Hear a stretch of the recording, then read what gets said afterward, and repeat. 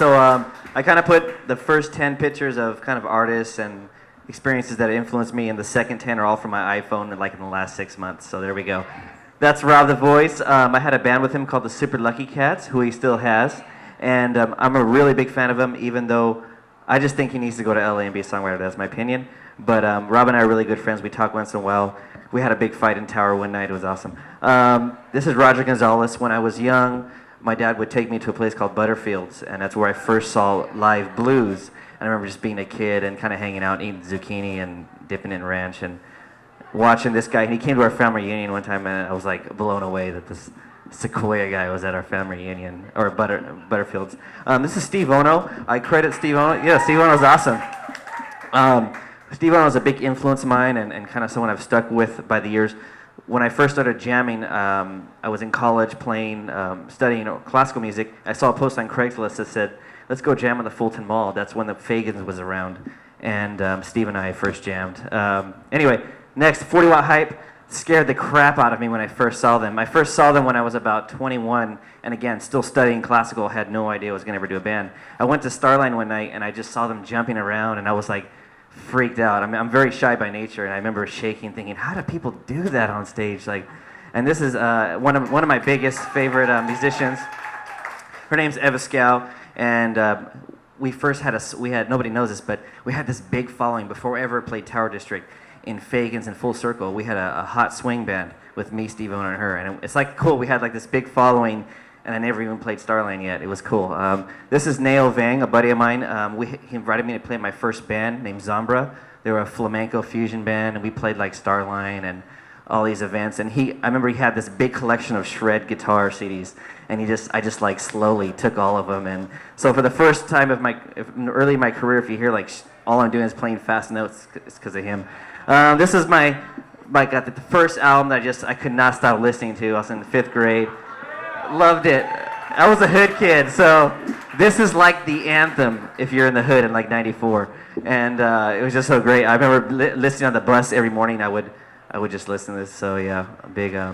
This is my first dubstep show, which is in Tulare County. Actually, it was at the fairgrounds there, and it was a big night. I remember I was like, my first electronic show. I've never done this. So we went to Dollar Tree in Tower because I live right there. We got a bunch of like fluorescent lights, cracked them, put them on my bow, as you can see. I mean, it was kind of a different night for me, but it was like definitely the first time in a different direction. This is Isaac Stern, my favorite violinist, and very, very influential for me. I remember I used to take the bus from First and Tulare to Hoover, and I would, in between my Tupac tapes, I would listen to Isaac Stern and picture myself just playing on stage, and it was really awesome. I remember by the way, he saved Carnegie Hall, just party fact.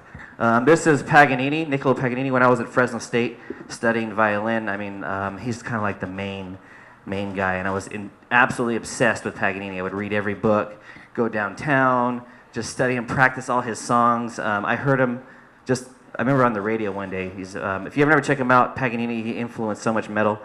This is the Fresno Youth Symphony, which I grew up playing in, and cool fact about them is they used to have these big cookies, and I was real good at being a brat and taking the cookies and throwing them at people during orchestra rehearsal, so I'm not exactly their favorite musician of all time. So let's go on. There we go. So this corner, my dad took me to, this is where I grew up, right here. My dad took me to El Rico's when I was a kid. I couldn't come home until I brought home $20, so that's kind of sad. But I got really good at performing and getting money, so my cousins, we used to go to this corner. Anytime we wanted to go to Manchester to the $2 movies, I would go out there and hustle and play like cumbias and mariachi stuff, and like, I got real good at it. This is Full Circle, just because it's a great memory for me. It was so awesome playing it. I think we sold it out like 3 times in a row before we got to Fresno, and it was so cool having this hardcore following coming downtown, and I just love Full Circle. I always have a place for it, and they're one of the people that first let me play. This is a box of artists I was touring with recently named Cole Fonseca. He's a blues artist from Visalia, and we were playing at a theater down there, and he had his box open as we were doing sound check, and it's just like, this is the musician's like kit right here if you're a harmonica player. So he's really legit. His name is Cole Fonseca if you haven't heard of him. This is here. Oh, look, there's the poster. I've kind of made friends with them. They're kind of like indie darlings of Mexico. And this guy took a liking to me in the front there. They're pretty big in their world. On the right there's Andrea Valenci. She's big. She plays the accordion. She was featured on NPR not too long ago. Anyway, we keep in contact, and that was just a fun night. This is Sideways, but this is taken at when I played with Johnny Mathis. This is earlier this year, and I can never sit still when I have to sit down and play orchestral music. But Johnny Mathis was a fabulous performer, and I immediately got my wife a ticket after sound check. I was like, you got to go to this show. It's crazy. So this was at the Sacramento Convention Center. This was a lady who called me. Her family called me. She said she was my biggest fan, and she was going to pass away.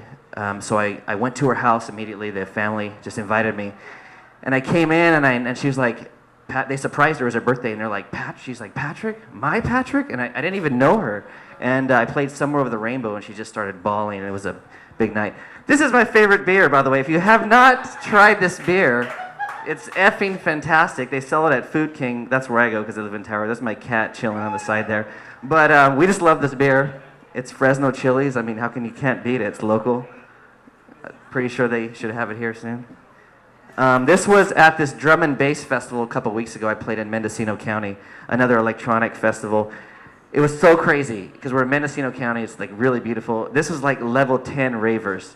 I think we're the only people that had regular clothes in the whole place. Everybody else was like in elf ears and like, it was nuts. But in the middle of the forest, they powered this whole thing. I opened for Kreayshawn not too long ago, and that's one of our favorite artists. So that's one of my first real hip hop shows where I was like, babe, I can do hip hop. I know I can. And we hung out with Kreayshawn for a little bit. She was freaking awesome. If you haven't heard of her, she's from Oakland, East Oakland, and she's really cool. So, and they look great together. So. Go to the next. Oh, okay, that's it. Thank you very much. My name's Patrick Contreras.